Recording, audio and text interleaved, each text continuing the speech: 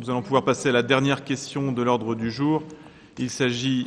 Non, là, je vais trop vite. Nous avons la question 24 à examiner, qui porte sur un avis sur les ouvertures dominicales des commerces de détail. Je serai rapporteur de cette question.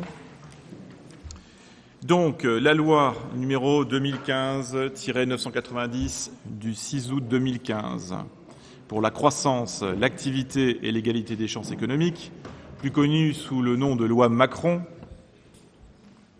a introduit de nouvelles mesures visant à améliorer, au profit des salariés et des commerçants, les dérogations exceptionnelles à l'interdiction du travail le dimanche et en soirée. Pour mémoire, il y a dans cette loi deux nouveautés principales. Tout d'abord, la liste de ces dimanches qui doit être délibérée en conseil municipal avant le 31 décembre 2016 pour l'année 2017.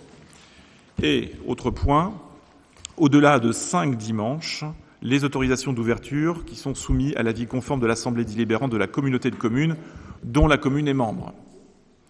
Jusqu'à présent, en effet, le maire avait seul compétence pour accorder les dérogations à l'obligation de fermeture dominicale des commerces de détail, notamment à l'occasion des soldes, de la rentrée scolaire et des fêtes de fin d'année, dans la limite de 5 autorisations annuelles par branche d'activité.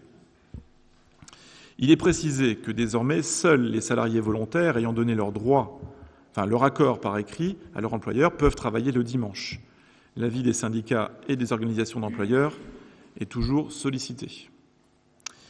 Donc, en accord avec la commission des finances, il est proposé au conseil municipal de conserver le nombre de dérogations éventuelles à accorder pour l'année 2017, à savoir 5 dimanches positionnés sur le premier dimanche des soldes d'hiver, le premier dimanche des soldes d'été, le dimanche précédant la rentrée des classes et les 2 dimanches avant Noël. Les concessionnaires automobiles ont sollicité des dates suivantes pour l'ouverture de leur garage, donc les 15 janvier, 12 mars, 11 juin, 17 septembre et 15 octobre. Voilà, y a-t-il des questions, des remarques sur cette question numéro 24 ?